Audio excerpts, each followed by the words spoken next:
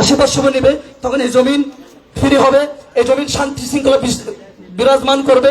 যদি চান আমরা ইন্ডিয়ার দেওয়া সহযোগিতা আমরা রাষ্ট্র চালাবো, আপনারা এই রাষ্ট্রে শান্তি প্রতিষ্ঠা করতে পারবেন না, কিংবা আপনারা আমেরিকার এক্সিকিউটিভ দিয়ে রাষ্ট্র চালাবেন, এই রাষ্ট্রে শান্তি বিরাজ করতে পারবেন না। তবে যখনই আপনারা এই জাতিকে নির্ভরশীল জাতি হিসেবে গড়ে তোলার জন্য চেষ্টা করবেন, তখন এই জাতি স্বাধীনভাবে মুক্তভাবে এর নতুন একটা জাতি উপহার দিবে। মাদ্রাসার শিক্ষার্থীদের যেই সবচেয়ে বড় এখন দুর্বলতার সামনে আসতেছে, বাবাই বলল একাডেমিকলি তাদেরকে সেই ইতিহাসগুলো পড়ানো হয় না। আমি সেটার সাথে দ্বিমত পোষণ করছি। একাডেমিকলি সেই ইতিহাস পড়ানো হয়, তবে সেই ইতিহাসকে চর্চার জায়গা আমাদের এখনো ক্ষেত্র বাংলাদেশে তৈরি হয় নাই। কেন তৈরি হয় নাই? আমরা নির্ভরশীল এখনো হতে পারি নাই, আমাদের রাষ্ট্র এখনো নির্ভরশীল হতে পারে নাই। রাষ্ট্র বারবার এক একজন একটা ধারণা দেয়, কে কোন স্কিপ রেখে দিবে, তার দেওয়া স্কিপে আমরা রাষ্ট্র চালাবো।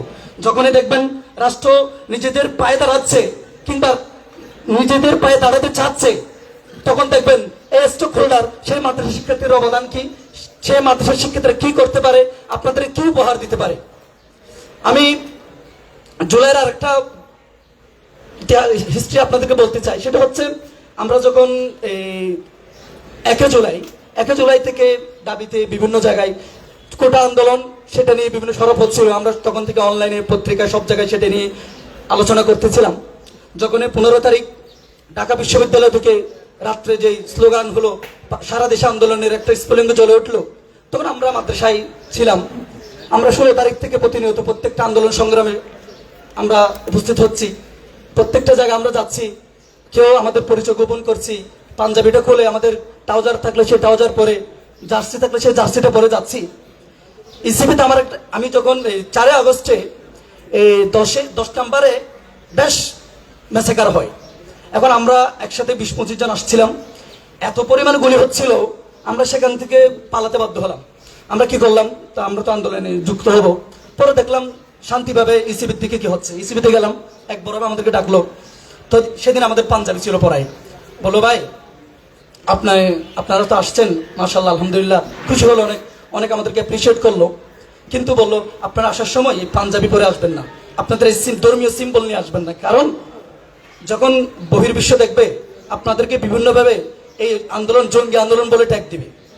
আমি বলি এই সিম্বল নিয়ে যারা এই রাষ্ট্রকে বারবার, এই রাষ্ট্র যখন যত ক্লান্তির লগ্ন সময় পার করছে, যারা কোনো স্বার্থ ছাড়া এই জাতিকে মুক্ত করার জন্য ফিরে এসেছে, তাদের এই সিম্বল ফেলে দিবে। আমি বলি 2013 সালে যখন আমাদের উপর নির্মম হত্যাযজ্ঞ চলেছিল, তখন আমরা কাউকে পাশে পাই নাই। বিভিন্ন জনে বিভিন্ন ট্যাগ দিচ্ছিল, বিভিন্ন জনে বিভিন্ন ব্যাখ্যার মাধ্যমে তারা সরে গিয়েছিল। কিন্তু সেদিন যদি এদেশের মানুষ, তারা মুক্তিকামী মানুষ, স্বৈরাচারের বিপক্ষে দাঁড়িয়ে যেত, মাজলুমের পক্ষে দাঁড়াতো, তাহলে আজকে 24 পর্যন্ত অপেক্ষা করতে হতো না।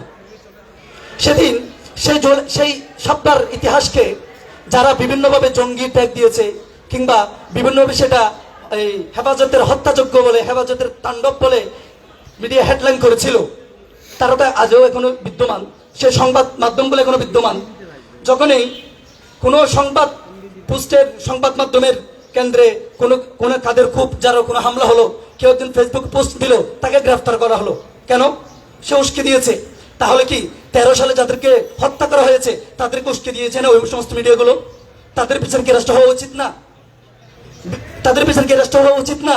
নাকি শুধুমাত্র যে স্ট্যাটাস দিয়ে একটা গিয়ার সাথে হওয়া উচিত? অবশ্যই যেটা করছে সেটা খারাপ কাজ করেছে। আমি আবারও বলবো, মাদ্রাসার শিক্ষার্থীরা নিঃস্বার্থভাবে বারবার এ জাতির প্রতিটি ক্লান্তি লগ্ন, যখন এই জাতির উপর মেঘাচ্ছন্ন আকাশ আসবে, তারা সেই চাঁদ হয়ে আসবে এই জাতিকে আলো দিতে, এই জাতিকে সেই জুলুমের জিনজির থেকে মুক্ত করতে। এবার আমার বক্তব্য এখানে শেষ করছি। ওয়াখিরু দাওয়ানা আলহামদুলিল্লাহি রাব্বিল আলামিন। আসসালামু আলাইকুম ওয়া রাহমাতুল্লাহি ওয়া বারাকাতুহু।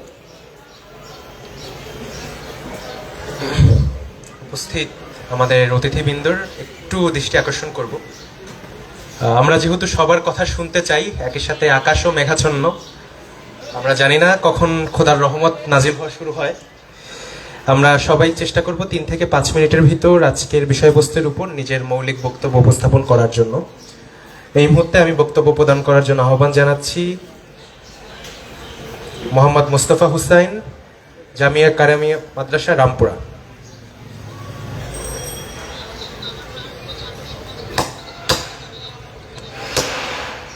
আসসালামু আলাইকুম রহমতুল্লাহ বরকাত। আমি প্রথমে ধন্যবাদ জানাই বাংলাদেশ ছাত্র পক্ষকে এরকম সুন্দর একটা আয়োজন করার জন্য। প্রিয় উপস্থিতি, সাংবাদিক ভাইয়েরা, আমার পূর্বে বক্তা বলে গেছেন মাদ্রাসার ইতিহাস, তারা কি জন্য আন্দোলন করেছেন, কি পাইছেন এবং কি পাবো। যদি স্বৈরাচারের 17 বছর ধরা হয়, প্রত্যেকটা আন্দোলন কিন্তু মাদ্রাসা ছাত্র দিয়ে শুরু হয়েছে। এখানে তাদের কোনো অধিকার আদায়ের আন্দোলন ছিল না। লাস্ট যদি আমরা 24 আন্দোলনকে ধরি, এই আন্দোলনটা একটা কোঠা বিরোধী আন্দোলন ছিল। 3 আগস্ট এক দফা আন্দোলন ঘোষণা করা হয়, কিন্তু কোঠার সাথে তো মাদ্রাসার সাথে কোনো সংযুক্ত ছিল না। না থাকা সত্ত্বেও প্রত্যেকটা মাদ্রাসার ছাত্র স্টুডেন্ট তারা আন্দোলন করেছে। কেন? যে আমার ভাইরা কোঠা বঞ্চিত, আমার ভাইদের পাশে আমরা দাঁড়াই। দুঃখের বিষয় হলো আজকে কোনো ইউনিভার্সিটি, আজকে কোনো বিশ্ববিদ্যালয়, কোনো ভাই মাদ্রাসা কোনো শিক্ষার্থীর পাশে দাঁড়াইতেছে না। সবচেয়ে মূল সমস্যা হলো আমার বাংলাদেশে যে বেশি চাটবে সে বেশি পাবে। মাদ্রাসা স্টুডেন্টদের একটা স্বভাব হলো তারা কোনো চাটাচাটি করে না, এই জন্য তারা পায় না। আপনারা দেখেছেন 2026 নির্বাচনের আগেও যারা গণভোটের পক্ষে ছিল, কিন্তু তারা আজকে মন্ত্রিত্ব পেয়ে চাটাচাটির ফলে তারা গণভোটকে ভুলে গেছে। কিন্তু আমার মাদ্রাসা স্টুডেন্ট তারা শুরু থেকে গণভোটের পক্ষে ছিল, এখনো আছে, সেই জন্য আজকে তারা বঞ্চিত। তারা আরো বঞ্চিত কেন? তারা চায় না যে আমেরিকার পিকটিশনে বাংলাদেশ চলুক, এই জন্য তারা বঞ্চিত। তারা বঞ্চিত কেন? তারা চায় না যে ভারতের পিকটিশনে বাংলাদেশ চলুক, এই জন্য তারা বঞ্চিত। আপনারা লক্ষ্য করলে দেখবেন যে 2024 যে আন্দোলন, মাদ্রাসা ছাত্রদের যে ভূমিকা ছিল, কিন্তু ভূমিকা অনুযায়ী তারা কি পেয়েছে? তারা তাদেরকে মূল্যায়ন পেয়েছে? যারা শহীদ হয়েছে তাদের মূল্যায়ন পেয়েছে? যারা আহত হয়েছে তারা চিকিৎসা পেয়েছে? এখনো পায় নাই। কিন্তু যারাই এই দায়িত্বে আছে, সরকারের দায়িত্বে আছে, যারা বৈষম্যের দায়িত্বে আছে, তারা কি মাদ্রাসা ছাত্রদের যে অধিকার সেটা পাওনা পৌঁছে দিতে পারছে? পারে নাই। কেন?